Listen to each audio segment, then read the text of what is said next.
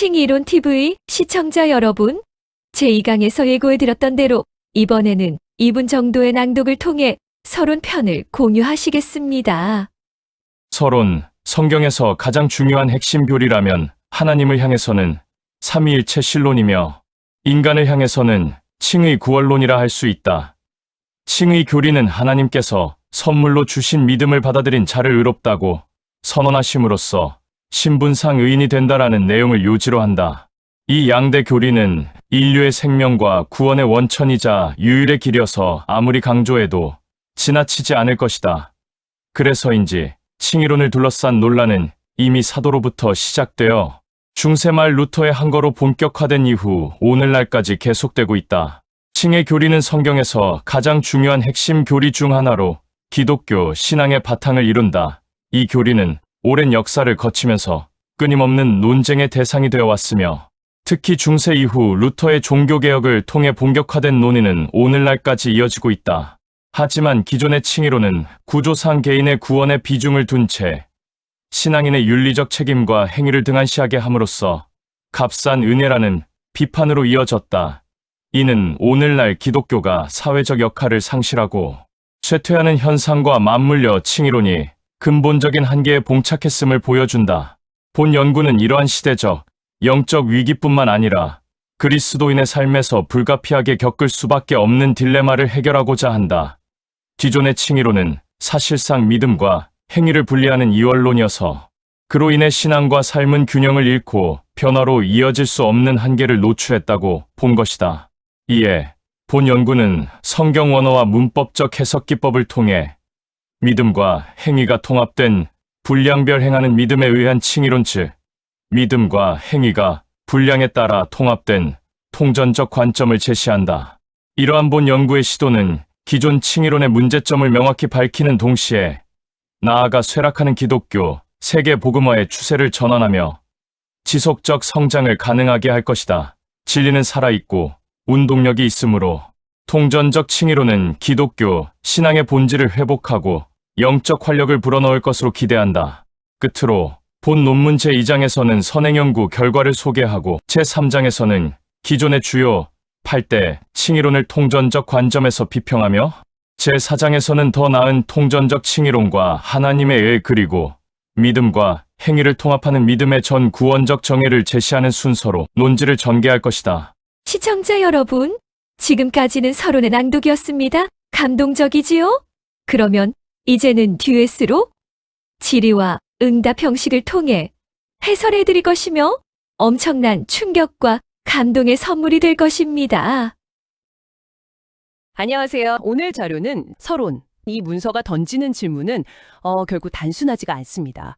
거의 500년 넘게 기독교 신앙의 가장 단단한 기반으로 여겨져 온 칭의론의 정면으로 도전장을 내밀고 있거든요. 사람은 어떻게 의롭게 되는가? 바로 이 문제죠. 네, 바로 그 문제입니다. 이번 시간에는 오직 믿음으로라는 이 오랜 명제가 왜 오늘날 비판에 직면했는지, 그리고 이 문서는 어떤 대담한 대안을 제시하는지 그 핵심을 한번 파헤쳐 보겠습니다. 네, 이건 단순히 어떤 신학자들만의 그런 학문적인 논쟁이 아닙니다. 이 칭의라는 개념을 어떻게 정의하느냐에 따라서 신앙을 가진 사람의 삶의 모습이 완전히 달라질 수 있거든요. 아, 삶의 모습까지요? 그럼요. 더 나아가서는 기독교가 사회 안에서 빛과 소금의 역할을 할 것인지 아니면 그냥 개인적인 위안에 머무는 종교가 될 것인지 그걸 결정하는 분기점이 될 수도 있는 아주 현실적인 문제입니다. 바로 그 지점 때문에 오늘 이 자료가 더 흥미롭게 다가옵니다. 이런 상상을 한번 해보죠. 만약에 그 종교개혁을 이끌었던 위대한 사상의 한가운데에 우리가 수세기 동안 놓치고 있던 어떤 결정적인 조각이 빠져 있었다면 어떨까요? 상상만 해도 좀 아찔한데요. 그렇죠. 이 문서가 바로 그 빠진 조각이 있다고 주장하고 있습니다. 자, 그 주장의 근거가 무엇인지 지금부터 깊이 들어가 보죠. 좋습니다. 그럼 먼저 이 문서가 비판의 대상으로 삼고 있는 기존 칭의론의 핵심부터 짚고 넘어가야 할 것 같네요. 네, 그래야겠죠. 문서를 보니까 성경에 두 기둥을 꼽더라고요. 하나는 하나님에 대한 삼위일체, 그리고 다른 하나는 인간의 구원에 대한 칭의 구원론. 네, 가장 핵심적인 교리 두 가지죠. 여기서 칭의라는 건 문서의 정의를 그대로 빌리자면 하나님이 선물로 주신 믿음을 받아들인 사람을 의롭다고 선언하신다. 그래서 신분이 죄인에서 의인으로 바뀐다. 이거잖아요. 맞습니다. 바로 그 선언이라는 단어 하나를 두고 벌어진 논쟁의 역사가 정말 상상을 초월할 정도로 깁니다. 얼마나 오래됐는데요? 문서에서도 언급하듯이 사실 이 논쟁의 싹은 사도 바울 시대부터 이미 보이고 있었어요. 아, 정말요? 그렇게 오래됐어요? 네. 그러다가 중세 시대에 마르틴 루터가 오직 믿음을 외치면서 종교개혁에 불을 붙였고 그 불씨가 꺼지지 않고 오늘날까지 계속 이어지고 있는 거죠. 거의 2000년에 걸친 신학적 고뇌가 압축된 주제라고 할 수 있습니다. 와, 잠깐만요. 지금 거의 2000년 동안 수많은 신학자들이 다듬어 온 교리의 이 문서가 근본적인 결함이 있다 이렇게 주장하는 건가요? 그렇습니다. 이건 뭐 신학계에서는 블록버스터급 주장이라고 할 수 있겠는데요. 대체 어떤 심각한 문제를 지적하고 있는 거죠? 바로 그 지점이 이 문서의 가장 날카로운 부분입니다. 저자는 기존 칭의론이 너무나 오랫동안 개인의 구원이라는 한 가지 목표에만 과도하게 집중해왔다고 비판해요. 개인의 구원. 네. 그 결과 구원받은 신자의 윤리적 책임이나 삶 속에서의 구체적인 행위는 상대적으로 덜 중요한 부차적인 문제로 밀려나는 구조적 결함이 생겼다는 겁니다. 아, 그게 어떤 느낌인지 알 것 같아요. 나는 구원받았으니 이제 내 마음대로 살아도 괜찮아. 이렇게 생각하거나 혹은 교회에서는 누구보다 경건한데 월요일 아침 직장에서는 완전히 다른 사람이 되는 그런 현상들. 정확하게 보셨습니다. 이 문서가 지적하는 문제가 바로 그런 모습과 맞닿아 있는 걸까요? 네, 바로 그런 현상을 신학적으로 비판하는 용어가 값싼 은혜, 영어로는 cheap grace입니다. 값싼 은혜. 네, 믿음이라는 동전 한번 넣으면 구원이라는 티켓이 나오고 그 이후의 삶은 어떻게 살아도 그 티켓에 유효하면 변함이 없다. 이런 식의 안일한 태도를 꼬집는 말이죠. 아, 문서는 바로 이 값싼 은혜라는 인식이 오늘날 기독교가 사회적 영향력을 잃고 쇠퇴하게 된 핵심 원인 중 하나라고 아주 강하게 진단하고 있습니다. 신학적인 문제가 현실 교회의 쇠퇴 현상과 직결되어 있다는 진단이군요. 굉장히 과감한데요. 그 연결고리를 어떻게 설명하고 있나요? 그 근본 원인을 설명하기 위해서 저자가 꺼내든 카드가 바로 이원론이라는 개념입니다. 영어로는 듀얼리즘이죠. 이원론이라면 무언가를 둘로 딱 나누어서 생각하는 경향, 믿음과 행위를 별개의 것으로 본다 이런 의미인가요? 그렇습니다. 신앙과 삶이 따로 노는 거죠. 비유를 하나 들어볼까요? 네, 좋습니다. 새해 목표로 건강을 되찾겠다고 큰맘 먹고 헬스장 1년 회원권, 이게 믿음이라고 쳐보죠. 이걸 끊어놓는 거예요. 아, 네. 하지만 집에 돌아와서는 매일 밤 소파에 누워서 치킨, 이게 행위죠. 이건 시켜 먹는 겁니다.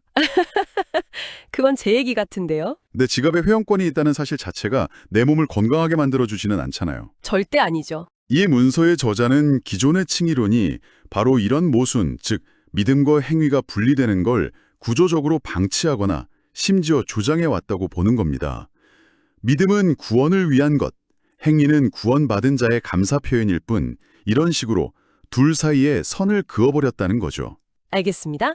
기존 이론이 믿음과 행위라는 두 다리 중에 한쪽 다리에만 너무 힘을 실어주다 보니까 결국 균형을 잃고 넘어지는 결과를 낳았다. 이런 비판이군요. 정확합니다. 정말 예리한 지적인데 여기서 비판만 하고 끝나면 너무 허무하잖아요. 이 문서가 이 부서진 다리를 다시 연결할 어떤 대안을 내놓기는 하나요? 물론입니다. 아주 구체적이고 도전적인 대안을 제시합니다.